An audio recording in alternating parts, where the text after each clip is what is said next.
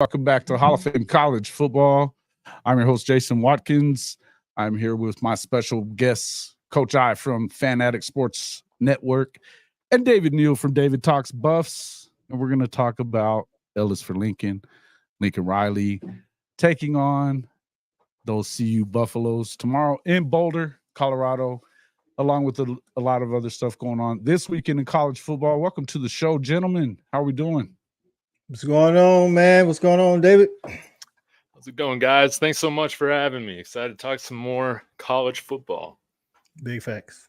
Hey, it's another beautiful week out here right now. Hey, anytime you get a real chance to hang an L on Lincoln Riley's name is a good day for me. I hope they get it done out there in Boulder. And I think you just might see it. All they got to do really is get to that. They just got to get to that fourth quarter, close to it, and you will see Alex Grinch fold.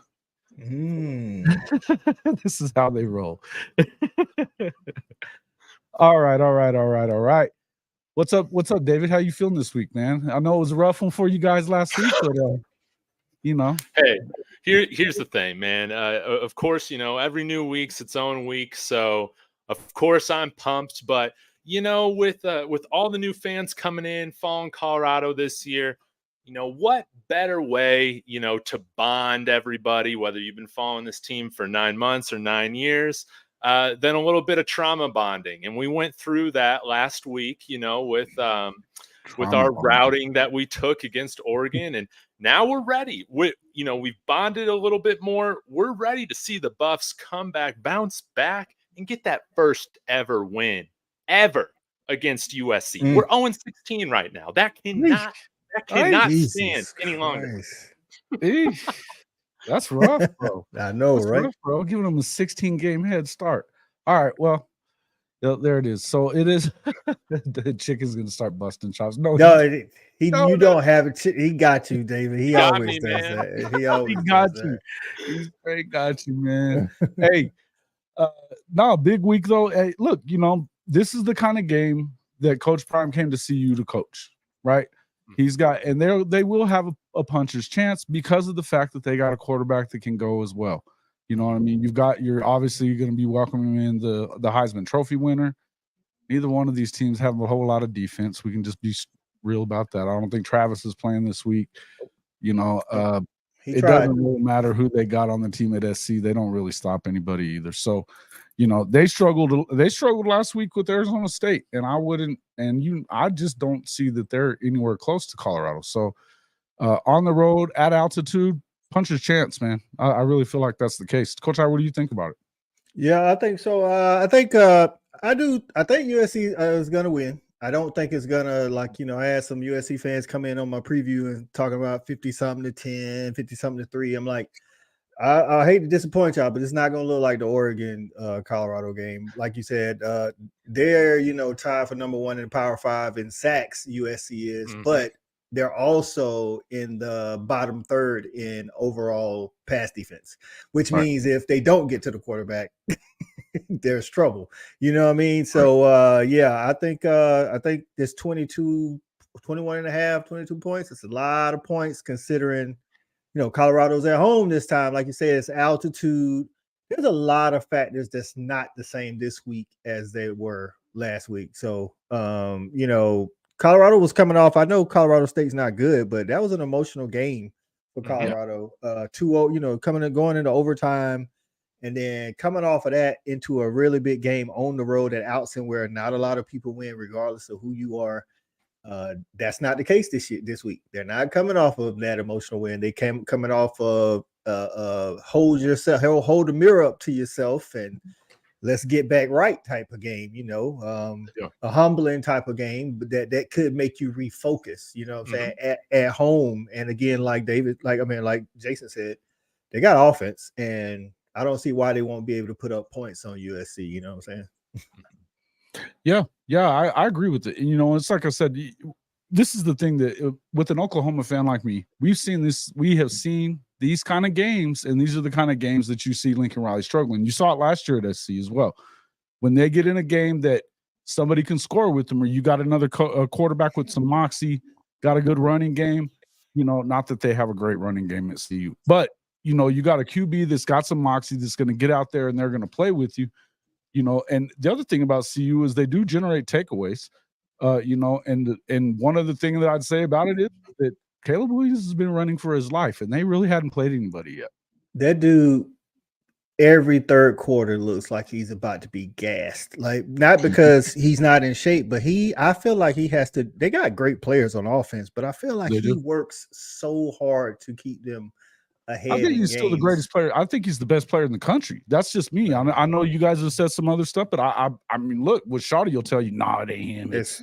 Listen, I'll say this: it's a tie between him and Brock Bowers. Brock Bowers is a stud too, but I'm just saying. But I get what you're saying. Is a stud too, but the thing is that when you Lincoln puts his quarterbacks in jeopardy sometimes, and he's done it with Caleb Williams a lot. So the Tulane game, he got him hurt. He got him hurt against Utah. Look, they went up 17-0 against Utah in the Pac-12 championship game, and gagged it away because he got worn out and got popped. And and Lincoln just kept trotting him right back out there. That's what I'm gonna tell David. I think y'all as Colorado fans should get ready that I think Shedeur will get sacked multiple times. but the plays that he doesn't get sacked, I think he's gonna be able to put up yards. I just don't see why he's not gonna be able to put up those yards, because while USC the team is just as good as Oregon, maybe their defense is nowhere where Oregon is. So, yeah. Listen, and my thing is that, I would hope, and this is, I know I've seen where Coach Prime talks about he doesn't like Shedeur to put himself in harm's way running the ball. I think that at this point, when you have had so little production in your run game, I would almost even, let him go. At least for this week, get out. Yeah, you got to go. You got to go because you don't want to get him hurt. And they're going to have to, if he doesn't become a threat running the football as well, they're just going to be able to pin their ears back and come get him. Right. Yeah. And so that's the danger there. Is that I would like to see him run the ball. And even, coach has been saying that too. What do you think about that, David?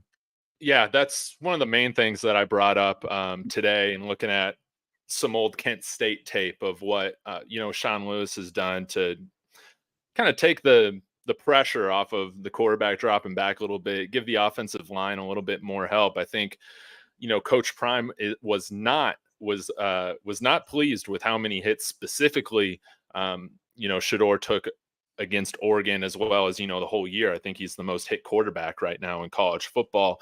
And there's some other things that they could be doing to kind of relieve some of that pressure, like you just said, running some different RPO actions, running some different even just option plays. Right. Speed off. If Shedeur got to do something.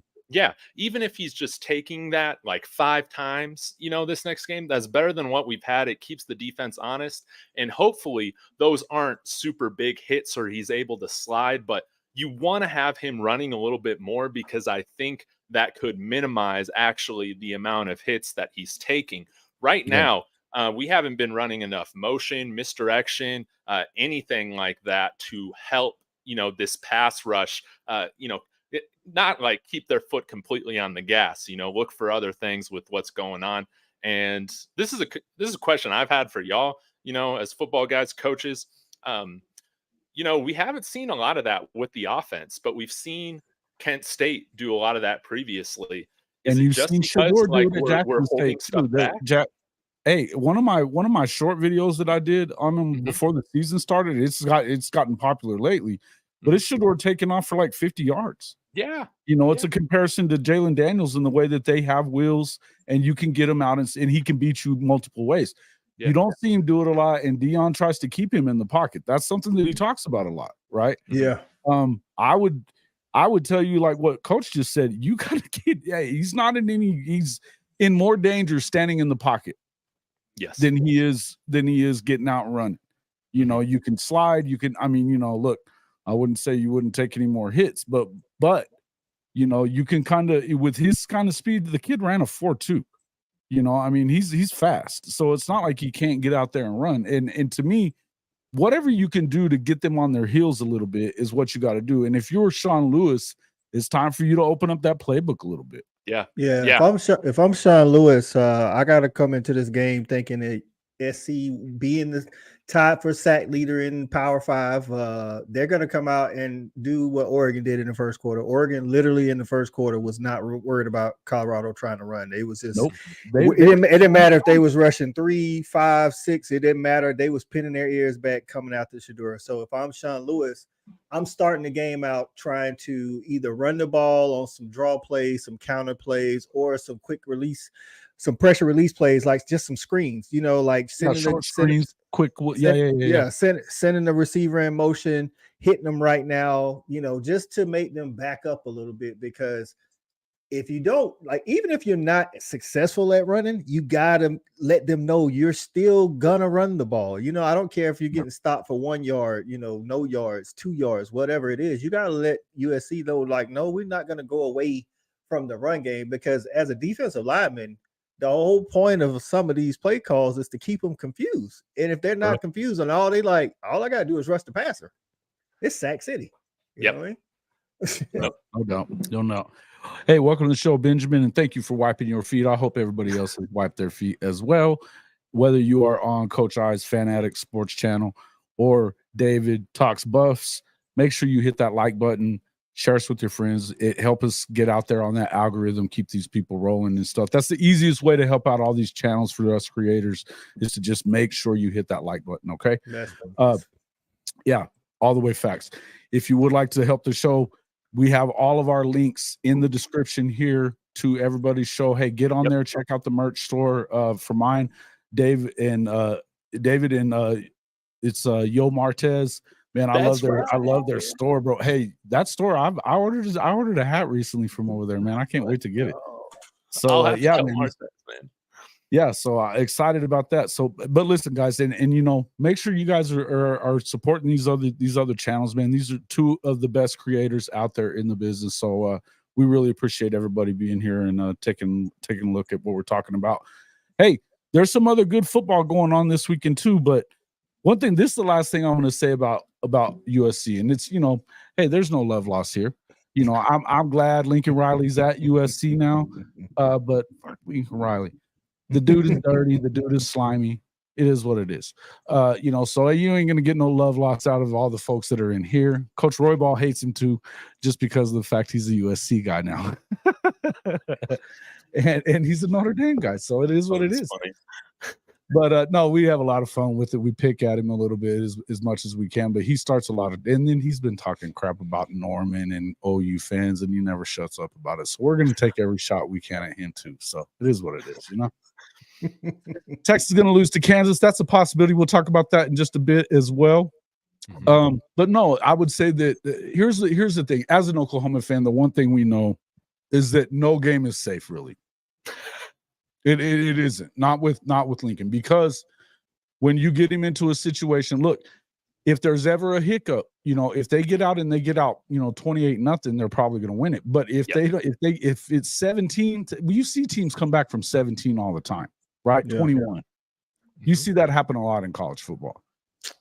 I don't think it's ever good. You're never really out of it. And if you can just make a couple of stops and, maybe get a couple of hits on CW, if it's close in the fourth quarter, they'll have a chance to go out and fetch them. And what we've seen out of Shedeur, what I like about I don't know that I think for sure CU is going to win this. What I do think is they're going to have a chance, because what we've seen out of Shedeur is when it going gets tight in the fourth quarter, he's nails, man.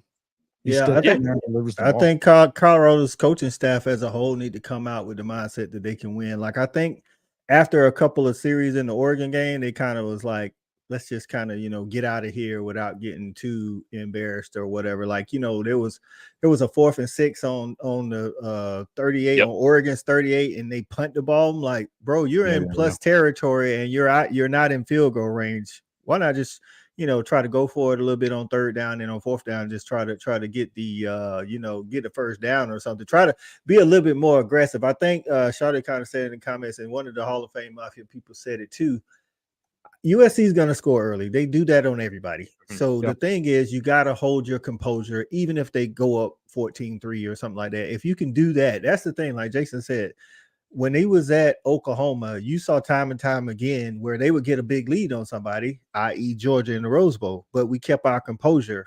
Second half, we started scoring. Lincoln grits get kind of tight back there, and then it's like he don't know what he's doing. It's like, I mean, think about all the games they've been in, like that Tulane, when they lost to Tulane last year. It's like all you gotta do is keep your composure. You can't get down on yourself, you know what I'm saying, if they jump out to an early lead. That's what I'm interested to see.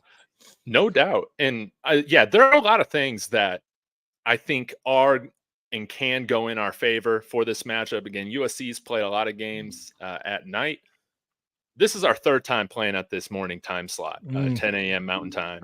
And that's something that we're really going to be used to. Early. Yeah. And one thing that I haven't been able to, I haven't really looked for it, but I've been curious to know if USC came into town today or last night. I think it's always ideal if you can get 2 sleeps out here to get acclimated to the altitude, especially when you're playing a morning kickoff. Because again, y'all watch the Nebraska game, like we just really pulled away in that second half, when you might start to feel some of that. And so, yeah, you guys are bringing up Caleb Williams run for his life, in the second half, looking like he's going to gas out. If this thing is close and competitive going into the half, like I really do like CU's chances. But again, we're going to have to play our most complete game of football. We're going to have to, actually look to establish a run. I don't even think within the first 6 plays or that we had against Oregon, we even ran a running play once. And this is not the game where I think that you run up tempo. Maybe you pick and choose what you're doing, but I think this is a great opportunity to use a lot of pre-snap motion, get that USC defense to jump, into advantageous positions for the offense, and really look to establish a run game to take pressure off. Again, TCU, Shedeur Sanders was like 93% completion percentage off of play action. It was like 15 out of 17 or something like that. We need to have him playing off of play action if we're going to put up a bunch of points. Yep, I think so. I think you can try to give it to those running backs early. And like I said, take the losses early, but they know you committed to the run. Because if you don't, like you said, against Oregon, I don't remember when it was you took your first run. It was like you just came out throwing. And against teams that can score, like sometimes you got to keep your defense on the sideline. Because the more that especially with these new first down rules, you know what I'm saying, where the clock doesn't stop for them to reset the change.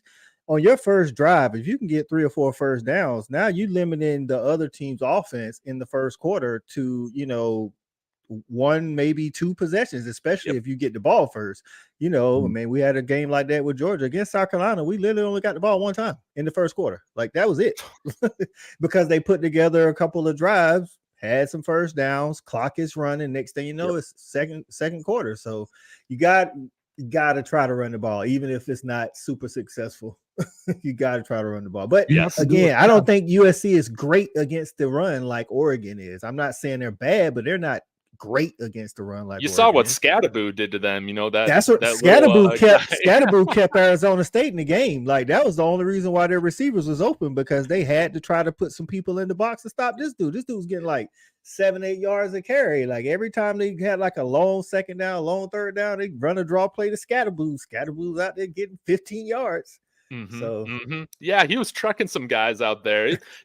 This whole thing's kind of funny because USC and Colorado, it's almost like USC is kind of just a slightly better version of, I feel like, what our team is right now, which is like we have a great offense, but we struggle with pass protection. They're probably a little bit better at running the ball, but we both suck right now with open field tackling.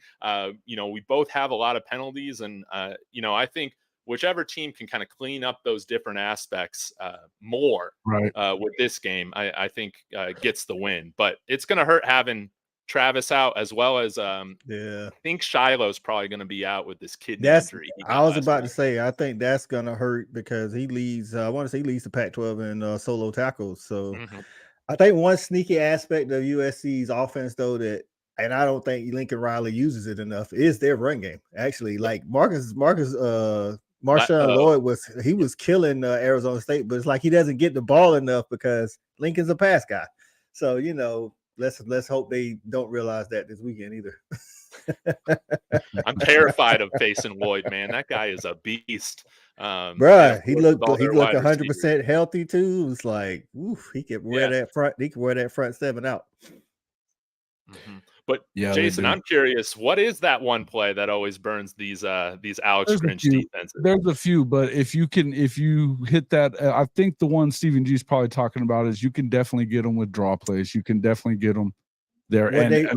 What he likes to do is go into like a prevent style if they're up 17 or so, which gives you a lot of underneath stuff. A lot of underneath stuff. If you hit the short passes and you got guys that can make plays, which you do with Xavier Weaver. You've got Xavier Weaver out there. You've got obviously Jimmy Horn. I mean, those two guys. Dylan Edwards, man. If I would view the fact that what you have an issue with running the ball, it's like I've been saying a lot with Oklahoma. This is what I've wanted to see more with OU is hit some of these short screens out of the backfield, running play, have the running back get out of the backfield for quick little shots. You can use that as an extension for your running game. You can back them out of the box, because if you don't do that, they're going to be all in his grill all day long. Yes, draw plays and wheel routes. Yeah, I was coming to wheel routes too. If you start that underneath thing and they start hitting that, then the wheel route will open up and it's Six City. Look, again, when you've got a quarterback that can make every throw, and Shedeur can make every throw, which we've seen, you will have a puncher's chance. Again, I'm not saying for sure that they win it. I damn sure don't see 21.5 being the number. I think that anybody that didn't take the points there, and I mean, you could go money line and screw around with it, because it's, I mean, I'm doing both. I'm doing both every week. Yeah, it's like plus 800, right? I took Colorado into points. I definitely took Colorado into points. Yeah. I mean, but I mean, and then the over under, I can take the over easy. Shoot, yeah, bro. I'm all over that over here in a minute. I'm all over the over. I don't care if it's 100. Yeah, I think it was at like 70 something. That's easy. That's easy money. Yeah, I know, man. So draws and wheel routes, exactly what Steven said. In 63-49, I could see that, Fatty. You could. But again, everybody's saying it here. Wheel route. Of course, you have to set that up, though. You're going to have to set that thing up by hitting those short passes, because you got to bring those defenders up. And what we do know about Grinch's defensive, especially in the secondary, is they don't have a ton of. They're just not real. What's the word I'm looking for? They got one guy in their secondary, and that was it. That's the Bullock kid. That guy's, he's a player. The rest of the guys are just kind of, I think individually their guys are good. I just don't think as a unit they're great because of who's coaching them. So, there's none of them are really have an assignment. You know what I mean? And it's like, it's just go out there and run after the football, which is fine sometimes. But honestly, if you don't have some areas that you're supposed to be married to and making sure that you're watching that, I mean, that's how wheel routes get burned. Burn people, is because you think you got help over the top on the safety, and you don't. They start creeping up into the box. Again, if they don't feel like you're gonna beat them deep, they're just gonna send guys. I mean, that you're gonna beat them with the run, they're just gonna send a bunch of dudes from the front. They will do that. I don't see it. Shawty was saying put the running back against some of their linebackers, because Dylan Edwards, they can't cover him. Like, I'm gonna be honest with you, running some of those angle routes, put Dylan Edwards, kind of have him go in motion. And then, honestly, that's hard for anybody to stop. I don't care what linebackers you got. And he played in the slot a lot in high school, and we haven't seen him do any of that so far this year. So I think that's definitely an advantage. A wrinkle that I'd like to see this week is to maybe even with those two-back sets. I think we've mentioned this before. Now that McCaskill's kind of getting back up to speed, doing some stuff, flexing Edwards out in the slot, kind of creating some of these mismatches against these linebackers, because Tulane did some of that, in the Cotton Bowl as well. And but I'm curious, like,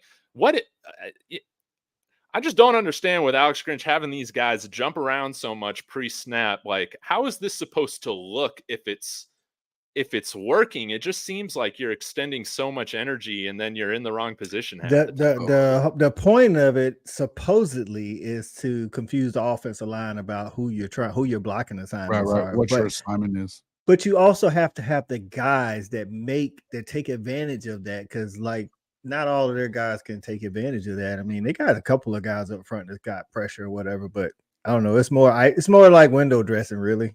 But if you gotta, that's what I was fixing to say. It's just you're just trying to confuse the O lineman. Yeah. And believe me, there's enough experience on that CU coaching staff that they're telling them exactly, hey, don't even think about that. You watch it, you're gonna have your area to block, and you're gonna have it coming from here and here. They'll know what they're gonna see. Yeah. By the look. And it's it may take them a minute or two.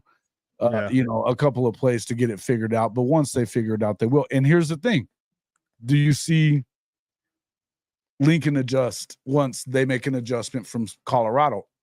A lot of times he doesn't, right?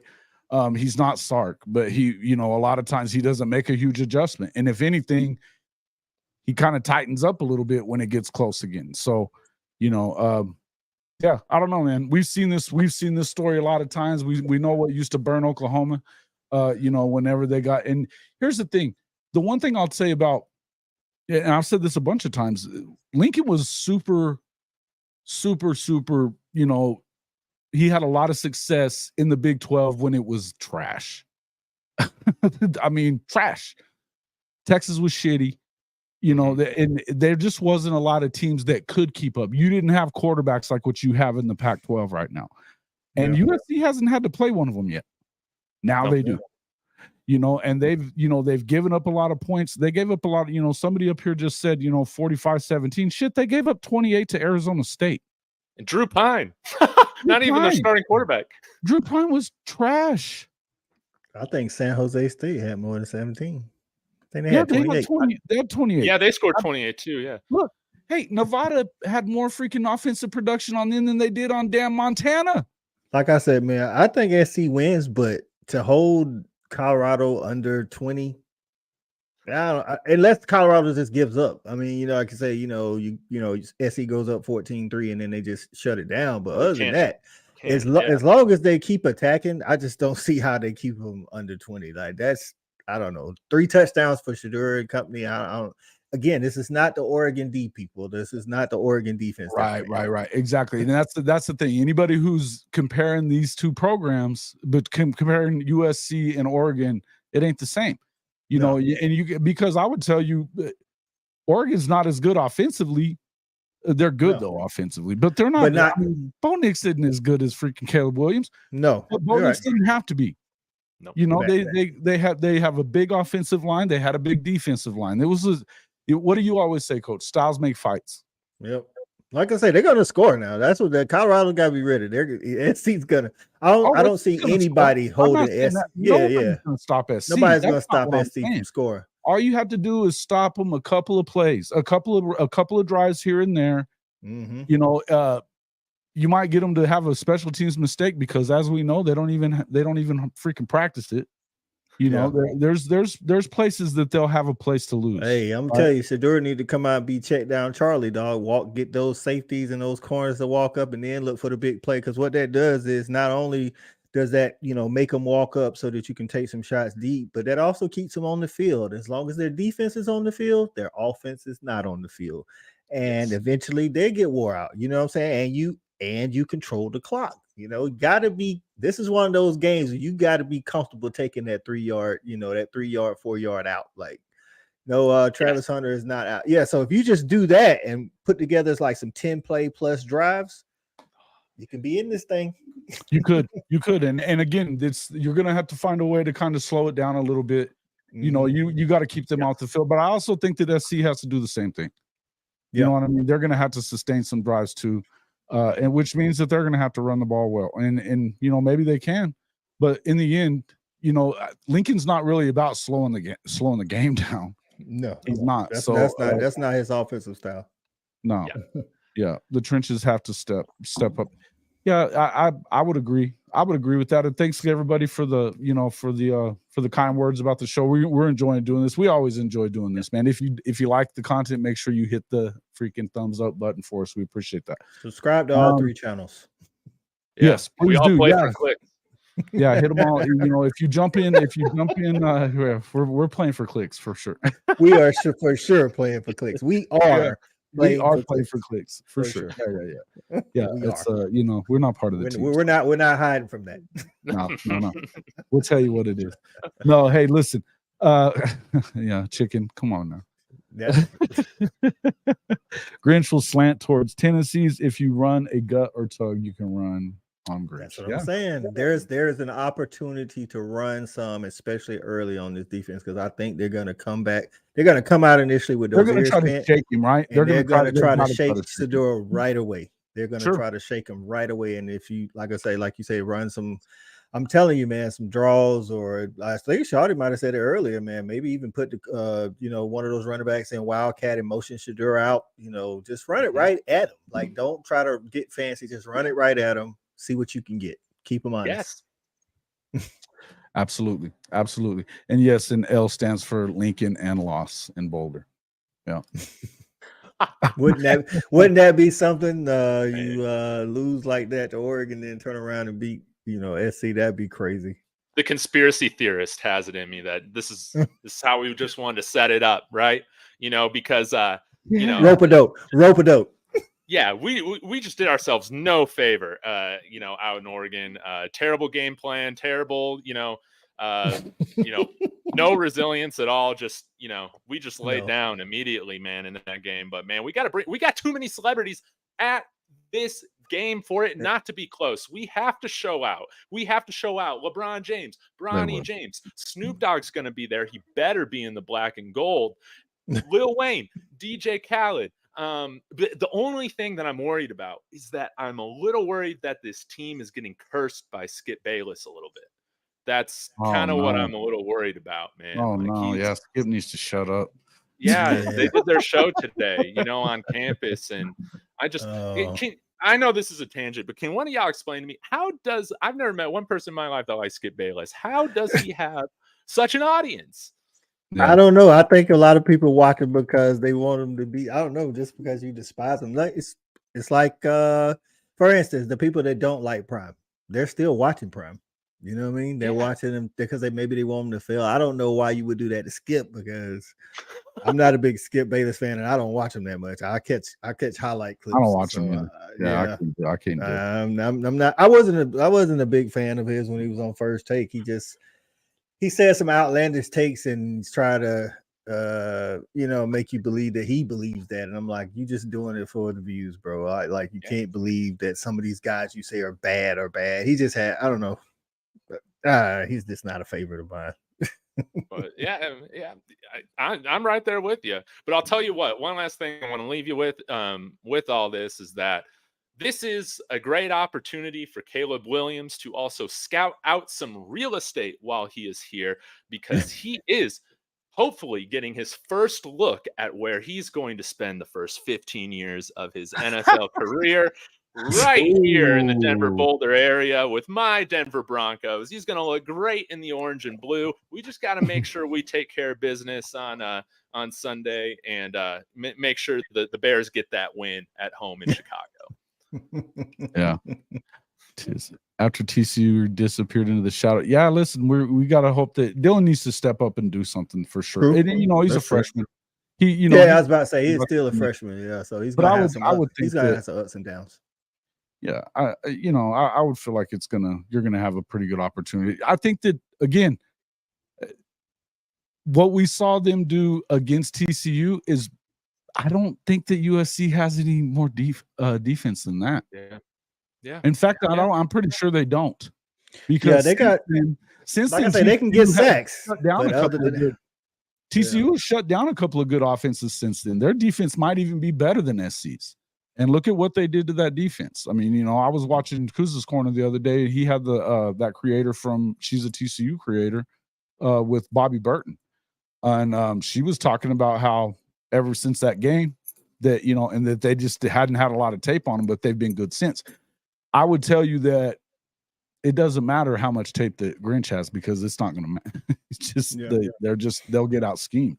I just really feel that way. I think they're gonna get a number of sacks, so y'all be prepared for that. But it's like they're boom or bust. So it's like if they get the sack, good. But if they don't, you still, like I said, bottom third in pass defense. So yeah, that's why we gotta run the ball. I don't care if it's 3 yards a carry. Like that's better than what we've had. You know, you can't abandon it. You can't abandon it. Like this offensive line, again, it's not elite. It's probably not even above average, but it is better than what we have seen. I believe that, and we're not doing them any favors right now with just calling a one-dimensional game. I really do feel like they just need to have that mentality of we are going to establish this. But yeah, I wouldn't be surprised to see a different lineup with the offensive line. I can't confirm this, but we do have some guys, Kareem Harden, Jeremiah McCrinnon, some of these big JUCO guys that just need, I think, a little bit of time to get up to speed. We have bigger guys on the offensive line, size-wise, at least, compared to some of the guys that are starting in our interior right now. Mm-hmm. Yeah. Like I say, I think your tackles are good now. Your tackles are super tall, so that's not going to help against that pass rush because sometimes I don't think their hip bend is good, flexible enough to get in their kick step and all of that stuff. Yeah. So again, we saw that issue last week. Yeah, but you can run right by it though if you actually stick to the run though. That's the problem. It's like it was a comment you put up. As a guy said, USC is going to put on a clinic. Yeah. I think like we saying offensively, we know this. Like offensively, they'll put on a clinic on everybody. But I mean, I don't know if you guys, the USC fans, think y'all defense is like that. Like you get a lot of sacks. Outside of that, it's not very much else. So you're not, again, it's not the Oregon where you have a total defense and a guy behind them in Tosh Lapoy or whatever his name is, and Dan Lannon, who can make a unit work together. You know what I'm saying? So now did going back to like the OU teams with Lincoln Riley too, like how did they play on the road? Because I'm kind of wondering, is USC kind of really built for the road? They had their first 3 games at home. Their last road game was last week. Is this a team, or are his teams normally different on the road? I think it's hard to say because, like Jason said, they was playing against a bad Pac-12 though, and to be honest, they didn't play great at Iowa State at times. And Iowa State wasn't like some world beaters. So the one thing about Iowa State was they had a good defense, though, right? They did. And they had a running game that would slow. When you had Brees, you could run the game. You could run the football.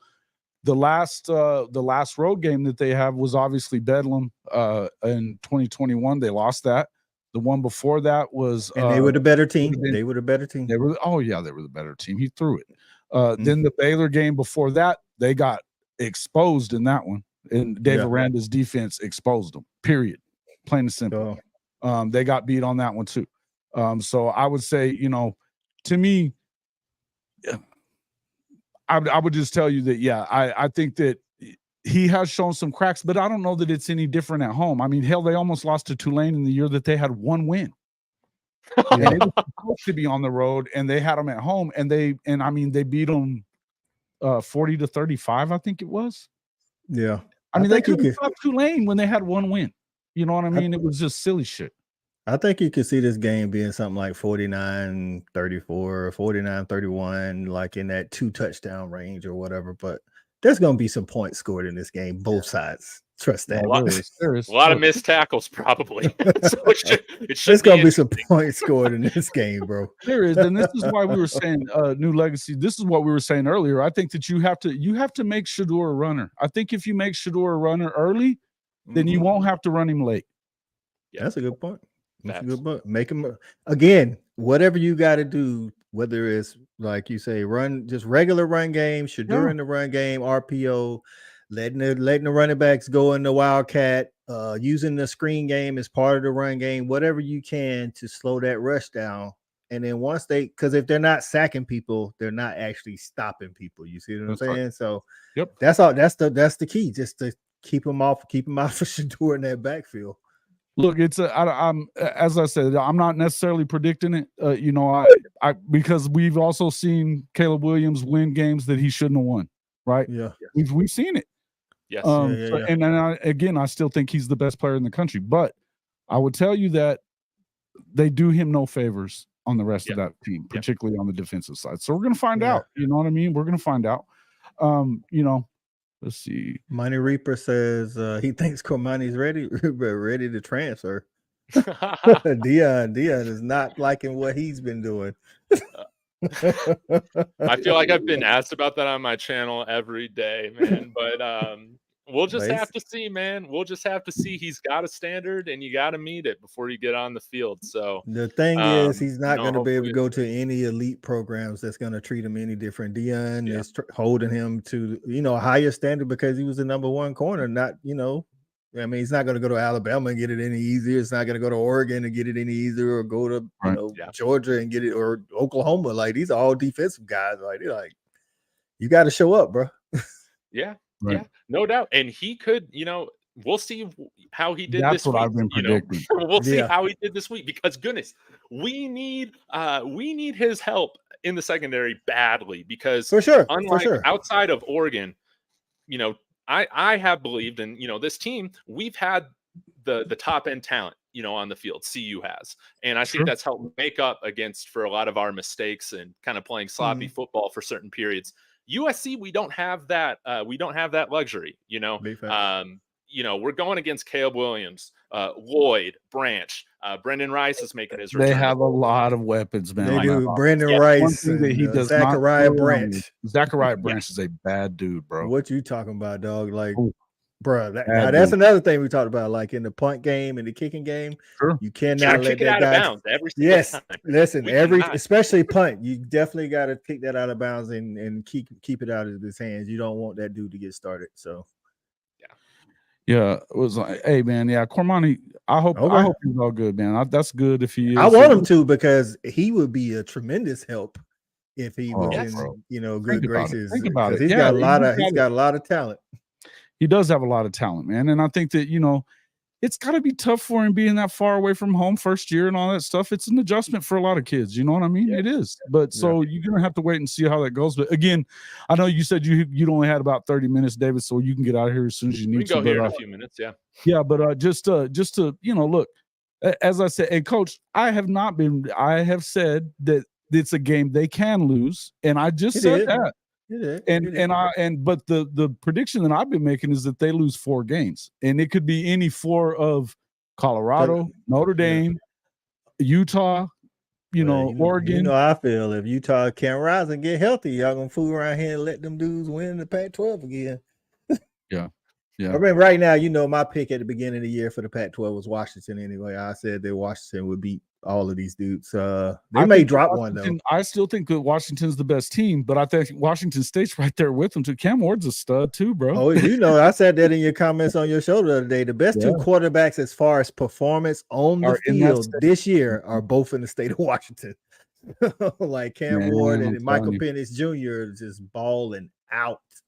You know what I'm saying? Like right now, I honestly would put Washington as the #1 team, for not because they played a hard schedule, but they haven't struggled at all with anybody. And every other team has had at least a quarter and a half, something like that. Yeah, people were talking about that they didn't look great on defense or whatever in the second half. They were up 45-12 last week. You know what I mean? They was up 45-12 in the first half. Right. That's what I'm saying. It was 45-12. They were playing other guys by then. I mean? They came out in the third quarter and scored the first drive, and it was 49. You know, I mean, it was 52-12 after the first drive in third quarter. After that, I don't really care what you do. I mean, that's like when we played in the SEC championship, we was up like 31-7 on LSU going to, you know, and then they put up like, I don't know, another 300 yards or something, but we still won by 20. It's like, I don't really care about it, you know, once the game is in hand. It doesn't really mean anything. You know what I'm saying? Washington and USC are damn good. Utah just entered the chat. Utah just entered the chat. Listen, all I'm saying is, I think you're right about that. I mimicked you the other day. I said, "Hey man, you better not let them be undefeated when he shows up." Because this is the thing. They haven't lost a game and their offense doesn't look good. So once he shows up and they have offense, we know Kyle Whittingham's going to have a defense and their defense is going to play good. So if they can skate by until Cam Rising comes back, that's right. Now they got an offense. Right. Now they got offense. And they like to ugly up the game anyway. That's how it works with them. Exactly. You know what I mean? They love uglying it up. That's Kyle Whittingham's favorite thing to do. They had a pick 6 against UCLA, first play of the game, and then their offense only scored 7, but UCLA could not move the ball. Like they just could not move the ball. It was like, I want to say they won 14-3 or something like that. So that's what they like. That's what they like at Utah, man. So all I'm saying is you get them before Cam comes back. That's all I'm saying. Right. But even because Cam, but they were down 17 in the Pac-12 championship game, and Cam brought them back. And when he did it, when they knocked his helmet off, is when he started the comeback. He's a gamer. He's a baller. Yeah, that dude goes out there. He's the Coach Witt called him. He's an alpha dog. That's what he is. He's a gamer, dog. So. Yep, that's what you like. But hey, man, don't sleep on the Cougs, man. I'm telling you, the Cougs look good. Yep, they do. They do. Now, with that said, I do think Oregon State has a chance to beat Utah tonight, just because Cam Rising isn't playing. Me too. And they're not playing at home. If they was playing at Rice Eccles, I would have picked Utah, but I think I took Oregon State. Give me Utah taking the points, though. Don't say that, David. I picked them. I got Oregon State in to pick them. I want Utah to win, though. I wouldn't mind being wrong. I want you to. If they're gonna kill my spread, go ahead and outright win. Don't just kill my spread just to be killing my spread. Well, the one thing I'd say about Oregon State is the kind of team that can take an ugly game too. They look at all the games they won last year, not throwing the ball, but like 5 or 6 times. They got a good run defense and they can run the ball. They can't defend the pass very well, but they can stop the run. So that's why I think it doesn't bode well for Utah, because Utah has to run the ball with this quarterback situation they got going on. Yeah. Man, that's tough, New Legacy. Dang. What? He said he's got my cousin Jaden Moore, number 85 on USC. I got a daughter that's in the marching band at Bama, and my cousin played for Coach Prime last season at Jackson State. So I'm divided. Man, that's you all over the place. Hey, wear a shirt that just says "House Divided." One side Colorado, one side. Just be USC. Happy for whoever wins. It's a good day. Yeah, listen.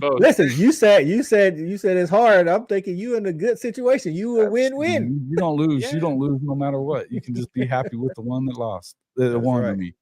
Yep. All right. Yeah. If Cam plays, does Utah have a chance? Tonight? Yeah, they winning if Cam plays. If he plays tonight, they're winning. But I think they're going to have a shot at the playoff. Listen, I think I got them, like you said, a chance. Definitely, if nothing else, playing for the Pac-12, if not winning it. Yep. If Cam Rising's healthy, because if he's healthy, that changes that offense altogether. Yeah. Yeah, man. Good stuff. Okay. Good stuff, man. Good stuff. Yeah, look like the commenter saying Kamani's got his stuff together. That's good. He does listen, we need him, man. Go ahead. People can say whatever they want about Coach Prime and how he does things. He's as hard on everybody as he is on everybody. It don't matter if it's your kid or if it's his kid or if it's just a player that he brought in. Their rules are their rules, and he makes them. Sometimes big time players like that, man, need an ego check, and once they get that ego check, Coach says it all the time. They want to be coached. My mom told me that my first year coaching youth basketball, she was like, "Don't be scared to discipline the kids. They want it." Yep. Yeah, you have to do it, man. You have to do it. So it is what it is, man. And football is it's a game of discipline. You got to have discipline there, right? Yep, for sure. Year 30, Coach says, "Shoot, bring one to me, Coach. You know where the studio is. Come on, man." 30. Oh yeah. Hey, man, that's right. We got a little bit of time before this Pac-12 gets kicked off. I got time. Yep. Yeah. Listen. Hey, David, tell everybody how to find you real quick before you get out of here. We're gonna wrap this up with some OU and Georgia talk, and then we're gonna move on.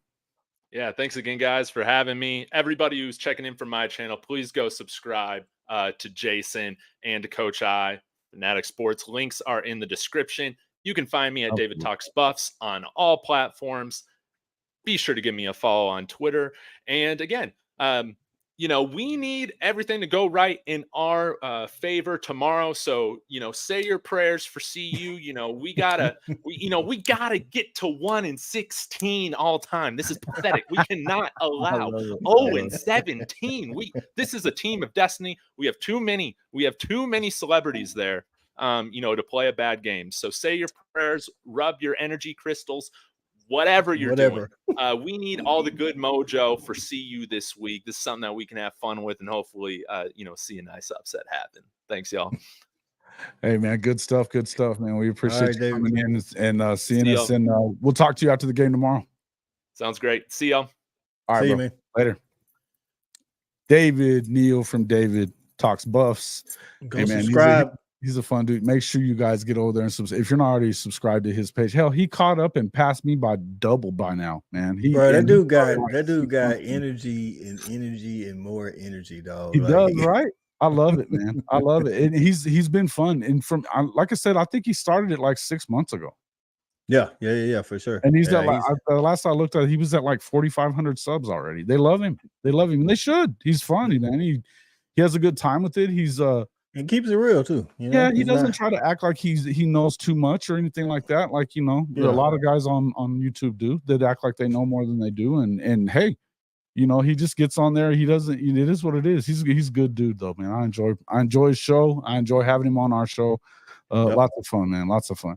I really have enjoyed just the community that we've kind of built around each other and stuff. 2023 has definitely started out and been good for us to all come together. You're right. Definitely loving it, man. I like to be with guys who actually want to talk some football and can let their team colored sunglasses on the tape, leave their team colored sunglasses on the table sometimes. You know what I mean? Yeah, yeah, for sure, bro. Hey, man, it's like I always say, I leave a toothbrush over at the snap count, and just in case, because we're gonna hang around a lot. But yeah, listen, I'm hoping that CU gets a win. I don't know how much I expect it, but I think that if it's a game, you could see it happen. It would not surprise me if they win. Not at all. It wouldn't. Like I say, I got SC winning, but I wouldn't. Like if Colorado pulls the upset, it wouldn't surprise me. I would have been surprised had they pulled the upset against Oregon, because I feel like Oregon, top to bottom, is just a more complete team, even though SC has the better offense. Oh, no doubt. I just feel like even I said currently, I also think Washington, you kind of messed up with that, going in there doing the stomping on the O and talking all that mess in the. Not to mention that 2 overtime game against their in-state rival. Listen, man, that's a lot to overcome the very next week, especially when it's not an experienced team. So you need an experienced team to come out off of a game like that and still play at a high level. So. Yeah, they're like, Oregon. I don't know who Oregon played before. They played like they hadn't really played anybody. They played Tech, and Tech hung with them. Yeah. But I think the week before that they played Sisters of the Poor or whatever. So next year, it's trying to Clemson glasses. We'd be full force. Oh, they're on. I'm gonna have Jason on. So I do. I do the game previews when I'm not doing the live. I'm gonna have you on to preview the Texas. Oh, We're yeah. gonna get I'm together ready. on I'm Sunday. ready. I'm hoping. I got some news today. I think I may be going to the Red River, so I'm excited. Good deal. I'm going, but we're gonna wait and see. But hey, look, no matter what, it's always Crimson. Hey, Crimson and Cream all day long, and horns down, as you all know. Throw them down. We're gonna do a lot of content this next week on that. Coach, let's talk about UGA though this week. Generally speaking, this is the oldest rivalry in the South with Auburn. I know you guys have had their number lately, and it looks like this wouldn't be one of their teams that you would expect to give them much, but weird things happen down on the plains, don't they? I can see, we haven't been playing good in the first half of games. So I wouldn't be surprised if like at halftime it's like, I don't know, 14-7 or something like that, Georgia. And then we pull off because in the third quarter, we're like, I think we're outscoring opponents 56-0 in the third quarter. I don't know what it is that takes us that long to get started, but whatever it is, that's what it is. And I wouldn't be surprised if this first half goes the same way, and then we pull off on them in the second half. I just really don't think they have enough offense to really, give it a go in trying to upset us. The spread is 14.5. I think it's like that because of our first halves. If we had to start it out in the first half of these games like we played the second half, I don't think the spread would be 14.5. I think it'll be So more what do like you think is the 20. issue there? What is it? Is it because it doesn't seem like they would still be just like starting slow because Cody's not having it. It can't, yeah. right? So part of it is we up until last week we haven't been efficient in the red zone as we want to be. So for instance, when we played, I want to say it was Ball State, we got in the red zone twice and missed 2 field goals. You know what I mean? And then or maybe that was South Carolina. Yeah, so it's like when you get a 13-play drive together and then you go down there and then you miss a field goal, that's your only possession for the first quarter. Then you get it, the beginning of the second quarter. We don't want field goals, but we haven't been the team we want to be like in the red zone. I think that's the slow start. And then, Carson Beck, I personally think starts out where he's trying not to lose as opposed to trying to win, blowing it up. Yeah, and then in the second half, maybe the coaches or even his players, the defense, like, yo, man, let's go. We got you, and then he comes out in the second half and then he's, lighting it up or whatever. So I think that's some of it. And we played a lot of people, not because I think it's half because we want to, but half because of injuries. So, like our O-line, I was telling the stat guy today, I was like, sometimes I look out there on our O-line, I'm like, man, where this dude come from? Like, like we're playing guys that's been on the roster for 3 years that you forgot that was on the roster, So I think that's it. But I'm hoping this year also, like 2021, we started out with Clemson. You have to get your mind right for Clemson right now. You can't come out slow. You know what I mean? Yeah. 2022, we start out with Oregon. You got to get your mind right now. And you get some momentum off of a win like that too. When you come out there. And the thing is, it makes you focus more when you start out with games like that. I feel like had we not had to play Ball State and we had to play Oklahoma, it would have been a little bit more focused because we have to focus. Right. And not for nothing, I get that you want to play every opponent the same with the same fervor and all that stuff, but that's easier said than done, man. That's easier said than they're kids. When you 18 to 22, dog, like really, you looking at Ball State like who the hell are these guys? These guys, they're Ball State. Yeah, if they were good, they'd I'm not saying it's right. I'm just saying, No, you're not wrong. Yeah, and then so we. Particularly when you're coming off of back-to-back national championships, you believe that there ain't nobody gonna beat us. Okay, listen, man. If you think that some of these guys that's only juniors. True juniors, they literally don't know what it is not to win a national championship. How do you keep that? They barely know what it's like to lose a football game. Right. They're literally, 29-1. So after a while, I'm not saying so. We need. I think we need to get to the point, and I think playing. I was hoping with South Carolina, being up 14-3. Even then, I think they kind of took South Carolina kind of for granted. You know what I'm saying? It's like we can turn it on or whatever. Even our middle linebacker said he hasn't been playing up to his standard. Things like that. It's like everybody asked in the offseason, Coach, how y'all gonna win a 3P? I'm like, bro, you know how hard it is to keep that level of. Like just hadn't been done in 100 years, man. Because it's hard when you're that third year. Like you got some guys out there still playing hard, and I think think about how good USC was when they went up against that Texas team. Think about how good and they were good everywhere. Everywhere. They had a better. Hey, look, they had a better quarterback. I mean, at least by numbers of sake and all that stuff, And he had shit, man. The guy had a lot of experience. He'd won the Heisman the year before. They had Reggie Bush. They had Lindell White. Then they had a nasty-ass defense. I mean, bro, that was a filthy freaking football team. Yeah, they beat up on Oklahoma the year before that. And then you got, but Texas, Texas was loaded too. It's one of the best. You got to think, when you win back-to-back. And I hate to say that, but it's the best football game I've ever seen. And when you win back-to-back like that and you coming into that, especially that third year, I'm not like, even when you got a good program, like Alabama goes through it, but especially in that, that back-to-back year and then that third year, it's like it's almost like each week there's nothing in it for you other than the championship. Like, yeah, hey, look, if somebody beats us, everybody is coming at you like they're going to give you all they got. You're going to get their best no matter what. Even though, if they've got anything for you. And I think you could see, I want to say it was 2017 when Bama didn't make the SEC championship. They were kind of like hurt and not playing inspired football and hobbling along. And then they got healthy. They started playing better football. And then they beat us, in the championship. They walked the dog with Clemson in the first round. I think you can see that. I'm not saying we win the championship or don't win the championship, but I think you can see as the season goes on, we start to play better and better and better. Like our number one receiver, Ladd, should get a little package this week. He hasn't played in the first 4 games because of injury. Kirby said he's going to probably have a little package or something. He always gives it to Auburn. So he loves playing against Auburn. So I think as he gets healthy, Carson gets more comfortable with his receivers, the running backs get healthier.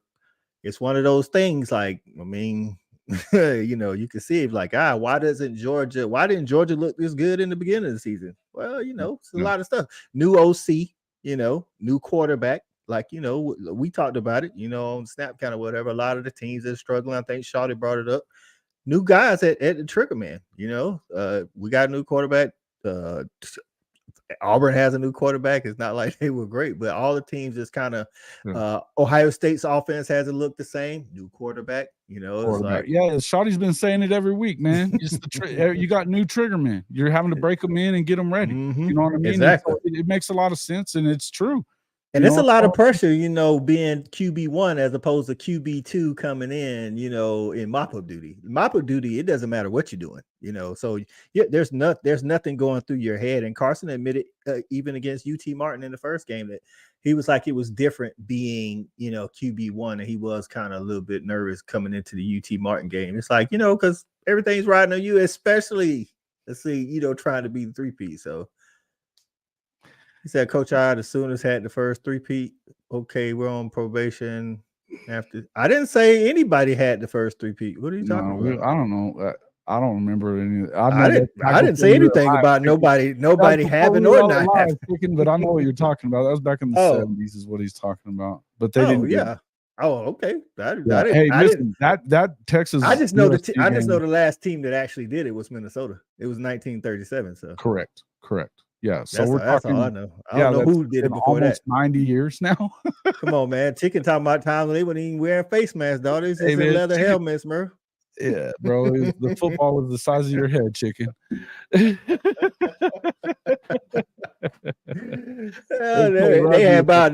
have about 10 services voting on the national champion. Yeah, that's why you've got. I mean, I think Oklahoma has 12 or something that they don't claim. But that's why a lot of teams have ones that they don't claim because so many voters. They had so many, even the 3-peat Minnesota team. They said that third one was not an AP championship; it was like another championship. So but I'm gonna give it to them. It was Okie Light claims one from freaking 1945 when all the men were off at war. Shit, you got to get it how you live, baby. You gotta get that. Yeah. The men were off at war, bro. That's all I know. It hasn't been done in the modern era. Let's just say that. So I guess it's a hard feat to do. It is a hard Listen, man, and it's because there's a lot of competition out there. You think about that, man. And there's, especially right now, to pull it off right now with the money flowing around everywhere, right? I mean, there are teams that are flat out loaded with talent. And look, as good as Georgia is talent-wise, there's a lot of other football teams that got a lot of talent too. And the portal is swinging people back and forth across the country as well. You just hit it, Jason. If Georgia is able to do a 3-peat, I think that says more than any repeat or anything in any time in history because of what you just said. With the portal and NIL, it's the reason why we're seeing so much parity in college football, especially in 2023.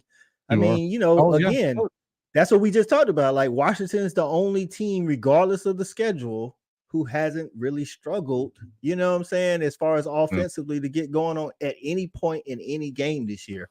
And if you can do a 3-peat, Colorado, shit, they were 1-11 last year. Now they've got a team that can go out there and compete with almost everybody in the Pac-12. Yep.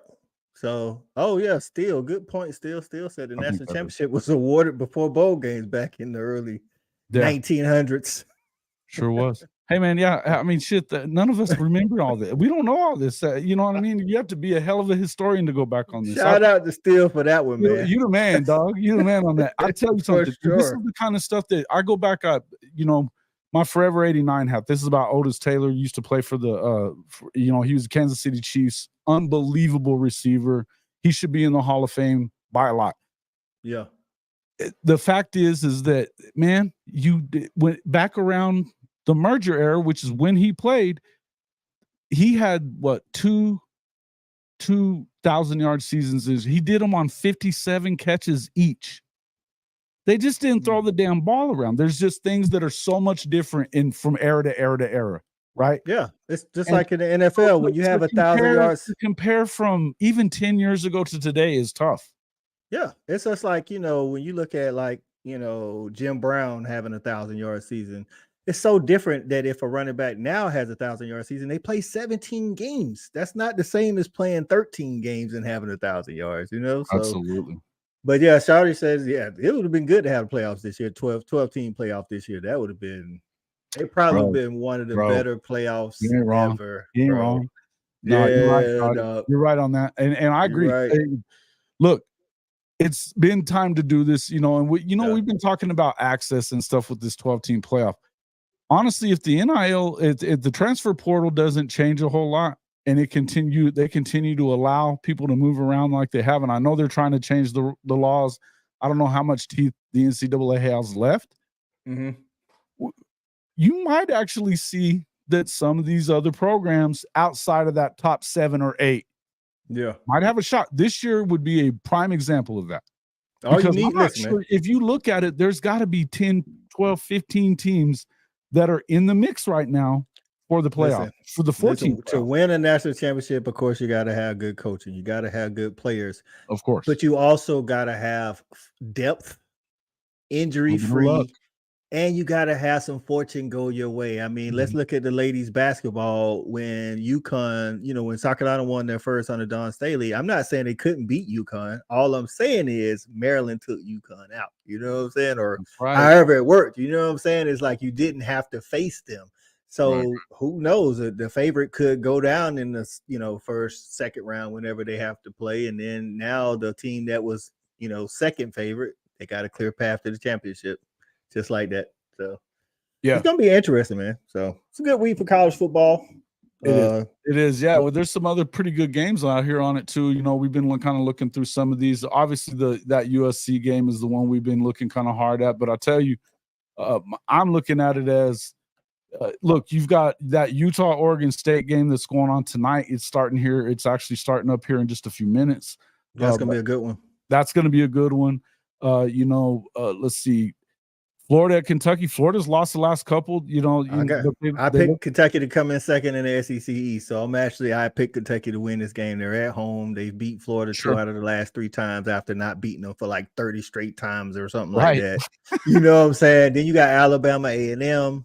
You got Duke. Listen, you got Duke. Notre Dame. Here's another upset alert. I want you to take a look at. Jalen Daniels going into Austin to take on those Longhorns. Me and Stat got talking about that. Nice. I tell you, they lost the last time they were in Austin. It's a different football team. I'm going to give you that. But I'll just say this. Jalen Daniels is one of the most electric players in the country. He is. Now, that defense is really good from what we can tell there. But this isn't Baylor and this isn't Wyoming. And they struggled with Wyoming over there too. If they get a little cocky here, Jalen can burn their ass. If Sark can keep them focused, then they beat Kansas. But if they get to that point where we're Texas, we're back, you're Kansas, you're not, Jaden Daniels can definitely hurt them. They definitely can. They got the pieces on offense at Texas to blow Kansas out the water, to be honest. But like you said, I don't know what their mindset is right now, especially, being undefeated, being in the talks. Well, it's hard to hold up to that. Sark's talking about we don't look at this as a trap game. Well, I don't know. It's a trap game to me because they shouldn't beat you, but you better not be looking ahead because if you do, you're going to get beat. Now, I would tell you that Oklahoma with Iowa State, I would hope that they're not looking ahead too, because I think Matt Campbell's a good coach and they're going to play defense. Yeah, but they ain't got no trigger man though. The rest of it, they ain't got much of anything. Yeah, right. They ain't got no trigger It's man. not the same kind of thing. Now, if it was the other way around and Oklahoma's playing Kansas this week, I'm chewing nails off right now. You know what I mean? I ain't liking it. Listen, we got to do it. I was going to say the same thing. I would call Iowa State a trap game, but they got way too much going on off the field to, like you said, Matt Campbell's a good coach, got a pretty decent defense, but they ain't got a trigger man at all. I think this game's going to be over before it gets started. And that's how I think you guys are going to approach this game. Not to mention, you need to go and step on their neck. This is where, if you're in Oklahoma, yes, this is what we've been talking right about now, like right now. Absolutely. This is where you need to be. You need to show some maturity, just like I said last week going into Cincinnati. Show some maturity, go in there and step on their neck. Like, leave no doubt right now. Leave no doubt right now. Absolutely. Big Absolutely. facts. Louisville, NC State's another good one tonight. They're on right now. Louisville is actually 4-0. I told Stat Guy that they was going to win 8 games this year because they didn't have I want to say 8 of their 12 opponents didn't even finish over 500 last year. So I was like, schedule helps you do things, man. And again, Georgia has it look good. Oklahoma, but our schedule is not great, which is helping us out. Oklahoma has looked good, but their schedule makes everybody talk smack. And I put that video out yesterday talking about, hey, let them overlook you. This is a good time. If people are overlooking you, that's good. I don't care what. Listen, man, I told somebody we got the hardware on the back-to-back. Yeah. Give us the easiest schedule ever. I don't care, because in 10 years, nobody's going to care who we played if they're looking at trophies in Athens. Yeah. I'm like, we played the hard teams. Like, let us have an easy, wait. Like, we played the Ohio State last year. We played Alabama the year before and the Michigan. And we played Oklahoma in 2017. We've taken on some of the, no, give me the easy path. I don't care. Bro. Look, and that's one thing is Oklahoma's never been one to duck anybody anyway, and we didn't give them the schedule that they gave them in the Big 12. That wasn't set up by Oklahoma. And they got the Cincinnati road game. They've got BYU. BYU's another really tough place for them to go play on the road. I think they go on the road to play Kansas as well. You go to Lawrence. Okay. It's going to be in Lawrence. And look, they almost didn't beat them last time they were there too. And that was in Leipold's first year. So look, and of course that was when they beat Texas that year. They definitely beat Texas that year. Here's the thing I would say. After last year going 6-7, it doesn't bother me that much that this is the kind of schedule that they're playing. It just doesn't, because look, you got to give them some confidence, and they do have confidence. And you see this defense flying around. They're number 4 in scoring defense. They're number 2 in takeaways in the country. They're doing what they're supposed to do to the teams that they're doing it to. You could say whatever you want about Cincinnati, that they didn't win by enough in your estimation or what. Okay. Well, they had 1 turnover in the red zone on a fumble. Yeah. And then, they had a couple of mishaps here and there where they just, got out of position, had a drop here or there or something stupid that happened. And Dylan missed a couple of throws. He's 78% on the year. Mm-hmm. It is what it is. You know what I mean? We could sit here and nitpick at it all day long, but what we really need is just, to me, I want to see them continue to go out there, handle their business, because you're not supposed to be peaking right now. That's another thing. If you peak in early, October, what you gonna have left in the tank? That is right. Bloody guns. You right? Listen. Yeah, they should have. Yeah, that's a Lincoln gag jobs. That's a Lincoln. Like thinking he's comfortable. That's why we was talking about that with USC and Colorado, because what he has a tendency to do is get comfortable when he's up big. And that's just, I know a lot of people want to blame the Swift kick, which was a bad mistake. No. The only thing that did, I was in the stadium. It took the air out of them. When that didn't work, when you did that, and it gave momentum to Georgia and took it away from Oklahoma. It was stupid. But there was a time in the second half of that game where you guys were still up. Like, it was right after maybe it was the fumble by Sony and you guys take it in for the score. Y'all were up double digits and Lincoln was playing to keep the lead instead of playing to win, because he called his play calling was like, I'm like, what are you? I'm like, thank you. But he even said after the game, that because of Baker being sick that week, he was blaming it on Baker without blaming it on Baker. It was bullshit. I was like, I told my boy, I was like, God, he just threw Baker under the bus. He just threw Baker under the bus. Baker went out there and lit it up. I'm like, Baker might have been sick all week, but he was not underperforming like he was sick on game day. Baker thought the game was over after the second touchdown that OU scored, because he was, he was doing his Baker thing, talking trash or whatever. But I mean, this is what I love. That's who he was. Yeah. I told y'all with the whole Oregon Colorado thing, I'm all for trash talk, dog. If you can dish it, as long as you can take it, listen, I'm all for it.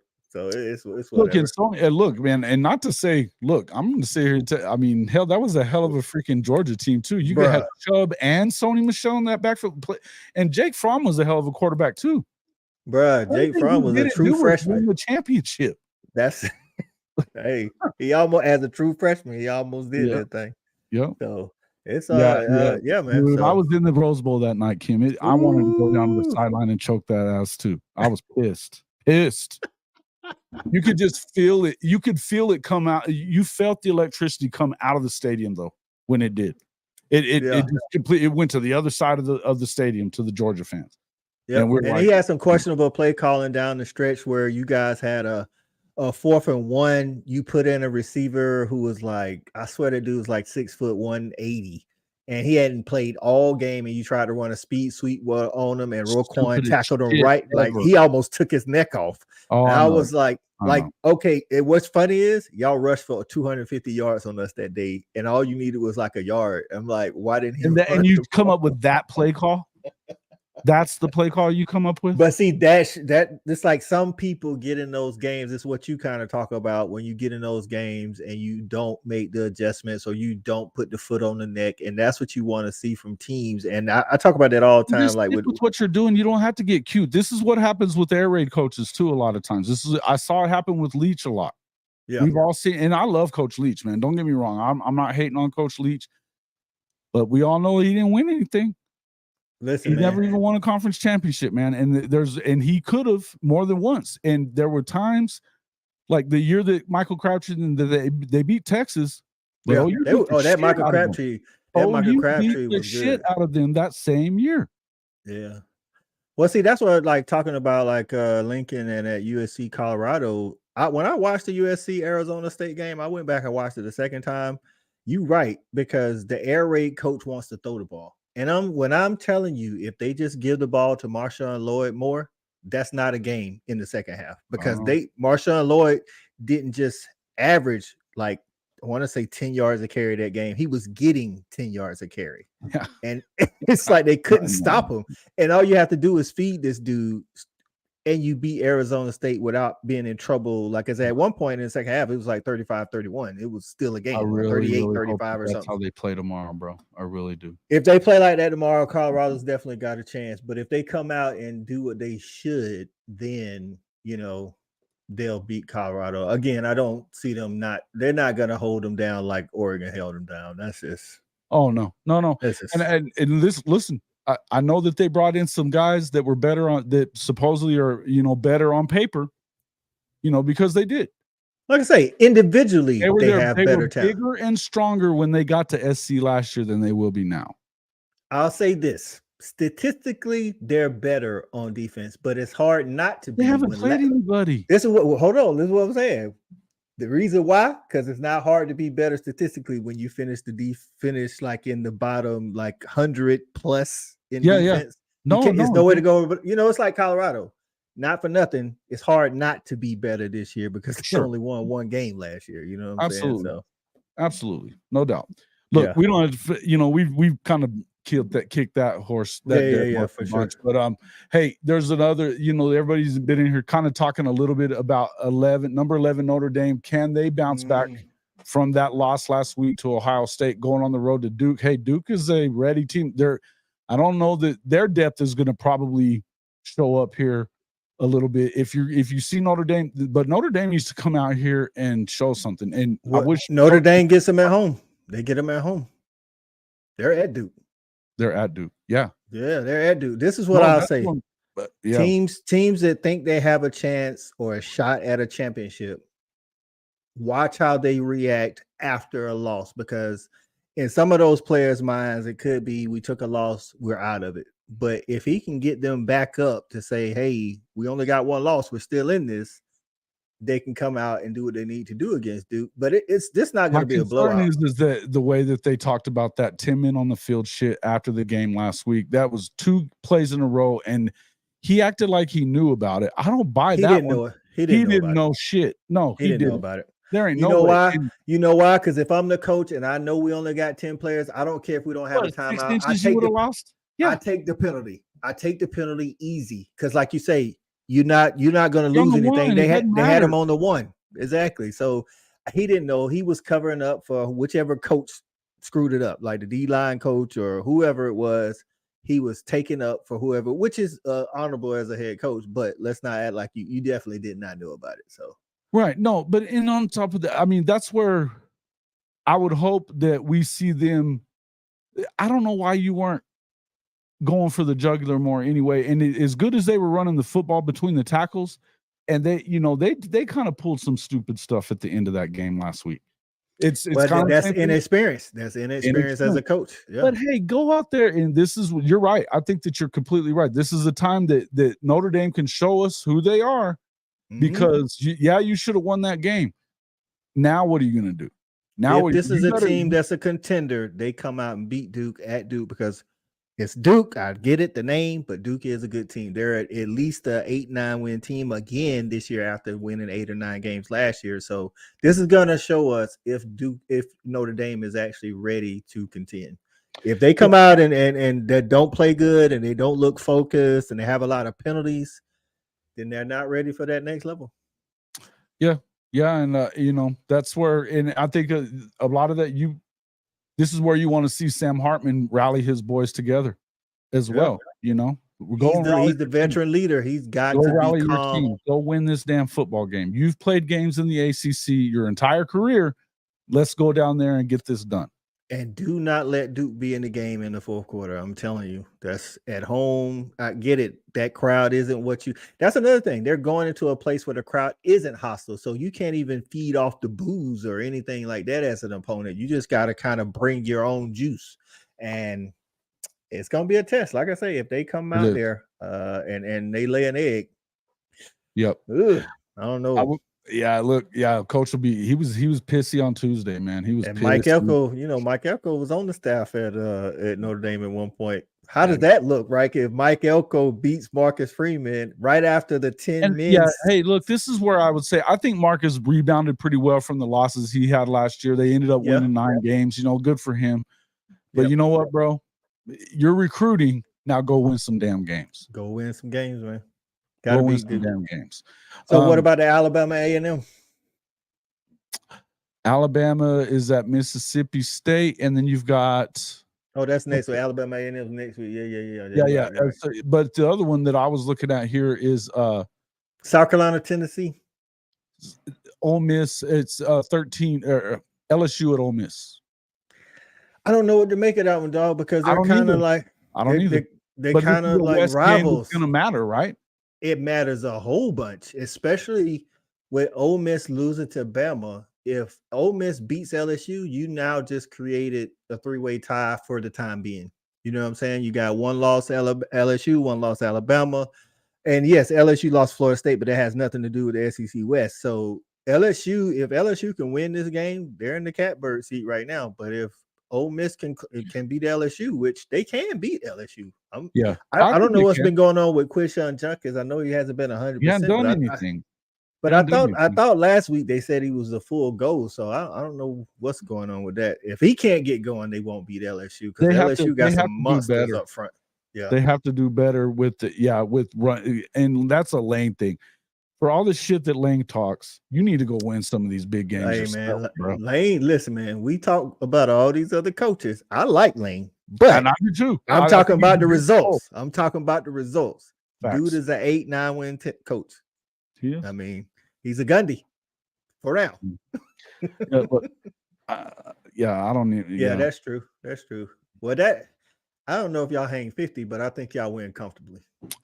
I think we could hang 50. I think we can. I don't know that we will, but we'll see. I'm not saying you can't hang 50. With it being at home, with it being, look, it seems like they kind of have one, and I hope that this doesn't become a real pattern, because you have one game where you score 70 or 60, then you have one game that you score 20 or 30. This is not what we want to see. I think you guys get up on them early, and then you see Brent Venables make sure that you guys get out of there with no injuries. So I think you guys could get up early on them and then beat them, you know what I'm saying? And then kind of beat them, you know, in the 39, 30, 40 range to, you know, 10 or something like that. Possibly. Like if you're going to blow them out, I think it looks more like 41-10 as opposed to like 50-3 or something like that. They don't have any offense at all. I don't know how they're going to score double digits, but no, they're not. Like they're not. I don't see that either. I think that I could see this score that Kim's talking about, because they score maybe on your second, third, fourth string. Possibly. I'm telling you. But if y'all up big, the starter's not playing after the half of the first half of the third quarter. Moving in and out, and this is one thing. PJ Adebawari is by edict from Coach Venables is going to be playing more. This is our freshman defensive end, and this is something that I was meaning to bring up with my guys here. Look, PJ was a 5-star plus. His brother ran the 4.4 in the combine last year from Northwestern. Nobody knew who he was. He goes out there and gets him a job, right? Yeah. PJ's got long arms. He had the best win rate on the defensive line of anybody well, he does have the best win rate of anybody in the conference, or anybody on the team, second in the conference, I think. This is a kid that they need to see more of. You're starting to see this defensive line start to gel together a little better, and they are freaking getting around. Hey, look, they're number 2 in takeaways in the country. They've had 2 games where they haven't given up a touchdown. And you know, even if they give up a little bit in between the 30s, you get down there inside of the 30-yard line, you're locked up now. Yeah. Danny Stutzman playing out of his freaking mind. Out of his mind, man. I think you guys gonna be up early, and I'm telling you, as a good coach, what I would do, like Dylan Gabriel probably would, if y'all are up, you know, 3-4 touchdowns at half. Oh yeah, I think that Dylan Gabriel maybe plays the first drive of the second half, and that's it. And I'm telling you, like, he's pulling people to not get them hurt, because you guys got some guys behind them that need more reps, and they can do that without, you know, even if you give up, because he's going to be willing to even give up scores that's not going to put you guys in jeopardy of losing the game, because it's all about keeping you healthy once you got the game in hand. Right. But and I think that, like I said, this is where you need to go out there. If you're OU, you don't want this game to be in question for very long. You already, you know, you want to move on to Texas, you know, get this thing out of your way, and show who you are right now. Right. Get that thing done. If you do that, then you're in good shape, you know, and you're hoping that maybe Texas goes out there and you know, has a close game. That's what I'm saying. Like, if you guys can pretty much shut it down in the third quarter, but they're playing a full-on game, that helps your cause for the Red River. Absolutely. And look, hey man, I'm here for all of it. I can't wait. I love the Red River Shootout. Oklahoma does very well in the Red River Shootout in modern day. You know, they talk about having like a 10 or 15 game lead on it. That was, but like the last, y'all like 8-1 in the last 9 or something like that, right? Yeah, it's 9 and it's 7-3 in the last 10. Last 10. Okay, I know it's been, it was crazy at one point. It's I'm like Texas hasn't been relevant in a long time. So, you know, they haven't even been relevant. And how we talked about Notre Dame, I think this Red River means, I'm not going to say it doesn't mean anything to y'all, but national perception, Texas needs it more than OU. They do, but Texas needs it more than OU. Except that, hey, look, Oklahoma, if you don't beat, okay, so let's say Texas wins, right? Yeah. And they do what Texas does down the stretch and loses a couple of games, and they don't make it into that championship game. K-State gets in there instead. OU goes in there and beats K-State in the Big 12 championship game. They'll probably leave them out. They probably will. But I'm just saying, as far as your program is concerned, even if that's their only loss, I would see them leaving them out of the damn playoff. And that would, because nobody thinks as much of OU as they think of Texas. Well, see, that's my point. I think for your program, not just for 2023, I think for your program, yeah, you want to win. And for the rivalry, you want to win. But national perception, if you guys lose to Texas, that's not as bad as if Texas loses y'all. Because think about in the offseason, how many people were saying that that OU was going to go 11-1? Not a lot, if any. But they were all pegging Texas to be in the college football playoffs. So if they take this L, bro, that's a huge, huge hit. The 1 year Sark's been there, what now? What? This is 4th year? Something like that. Third year. And you know, this all is Texas back. Texas back. Now you literally have the athletes to do it. And then no doubt. And then you can't get it done. They're good on defense. They're good everywhere. That's what I'm saying. And then you can't get it done. That's a huge hit to the Texas brand as far as, you know, recruiting, the perception in the college football playoff, people's minds, because that plays a part in it too. So yeah, no, and I agree. It's to me, we'll talk a lot about the Red River next week when it gets here. But I'll tell you this: I don't know that. I think it may mean more this year to Oklahoma just for a certain couple of reasons. Is the fact that they lost 49-0 last year. That's the rivalry part I was talking about. Yeah, right. For sure. It definitely means something. If you don't go in there and, I mean, let's say you were to lose it, and if it's not a 1-point game like it could be or something like that, then let's say, like I said, even if you go and win it and you don't win it against Texas at the end, you're not making the playoff. And look, this is a year that it's wide open. This is a good opportunity for Oklahoma. And I mean, you know, we got to still progress. There's a long ways to go before you get to that point. But I think I think that I don't know, man. There's so many teams that are going to be out there vying for that thing. It concerns me. I think that you almost want to see them. For 2023, and if you're trying to get to the playoffs, then yes, you definitely need this game because, like you said, like it's going to start to be where they're going to judge people's losses. And, you know, if you definitely don't want to lose the game like you lost it last year. You know, I don't care like what you do. Like you definitely don't want to lose it. Oh, shit. Yeah. Oh, yeah. There ain't nobody. There's not a Sooner fan anywhere that doesn't want to see us just stomp a mud hole in them. Oh, yeah. Period. For sure. Just because of the foul shit they've been talking since last year, man. It's rough, ain't it, dog? It's rough, dog. 8-5. Oh, I hate that. 364 days is rough. It's rough, right? It's rough, ain't it? Trust me, dog. Listen, being a late 90s Georgia fan, dog, up till now is the 364 with Florida. They was always rough, dog. Yeah. And I caught your drift there too, Mike. I got it. Yeah. So it would like that's rough, dog. Especially in a rivalry where it's not a friendly rivalry. This is a rivalry. Oh no, we hate them. We hate them. They talking shit all day, every day. You know, there's guys in their fan base on Twitter that I like them, but I hate them. You know what I mean? Like they're fun. They're fun to you know, they post some funny stuff and you can go back and forth. I can't stand seeing some of the shit they post. It just drives you crazy. But it is what it is. I was about to say exactly. Yeah, it's one of those. It's like, you know how it is. He gonna suit up. Hey, man. Listen, that's what I'm saying. That's what rivalry games do to you, dog. You ready to put it all on the line. Texas loses to Kansas tomorrow. Lordy, it's gonna be I think they would be reeling by the time they got to Dallas after that. Their confidence would be shook. Well, that's what I was talking about earlier. Like a team that thinks they have a shot, take a L. That kind of hurts them a lot of times, you know what I'm saying? Because in their mind, they're like, well, what we playing for? You know, now we just kind of playing just to be playing. It's like, even though we know, I'm pretty sure 3 of the 4 teams, if not all 4 teams, may have a loss in the playoffs. But when you take that L, that's a confidence, like, oh, it's a strike to that confidence. It can be. And here's the thing. If you're Texas and you haven't won a conference championship since 2009, right? That's the last conference championship. 14 they hadn't won 2 in a row against Oklahoma since like 06 is the last time they won twice in a row. I think that's right.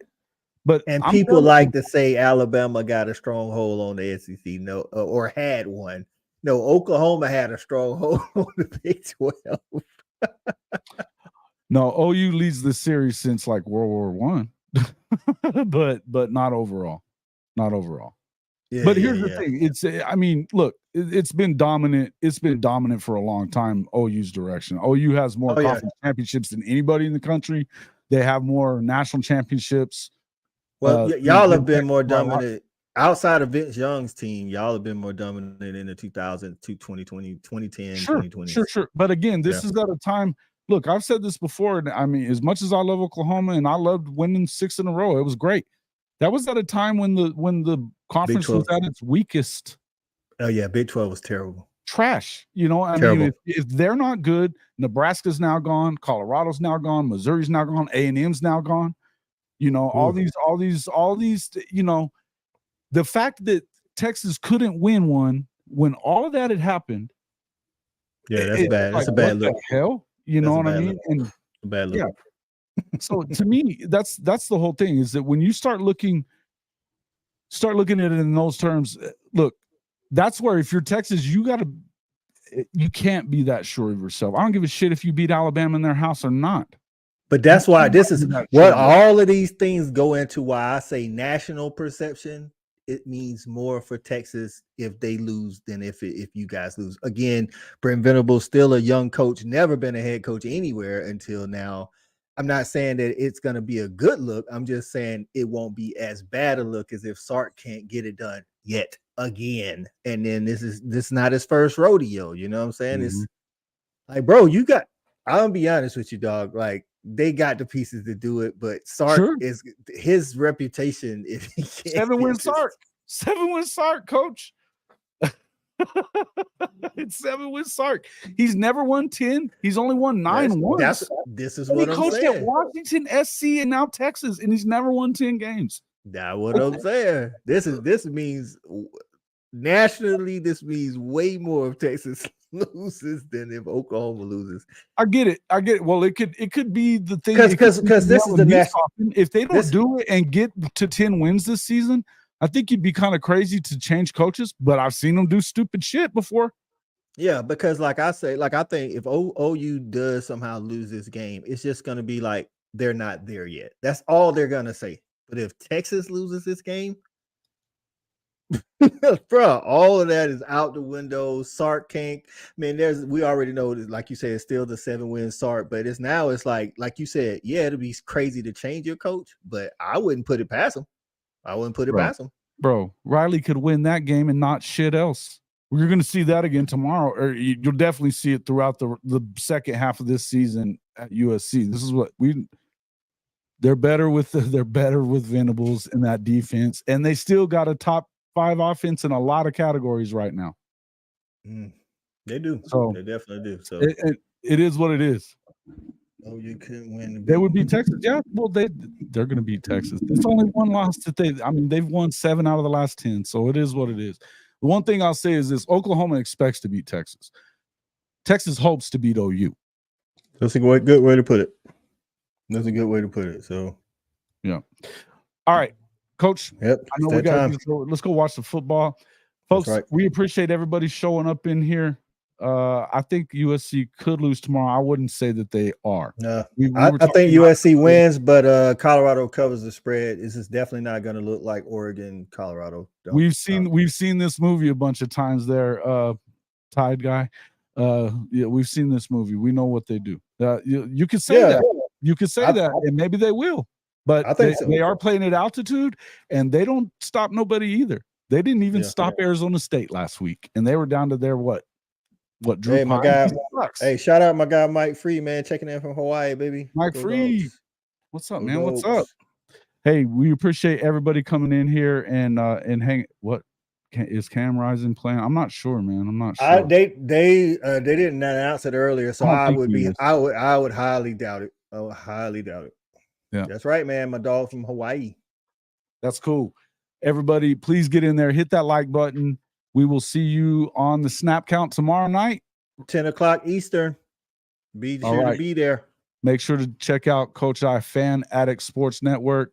We got the Saturday night snap count tomorrow night. I will be putting it here as well, but you can go check it out on his. Make sure you go over there and subscribe to his to his channel. If you're coming from his channel, make sure you subscribe to mine. We appreciate everybody coming in, and we will see you tomorrow night.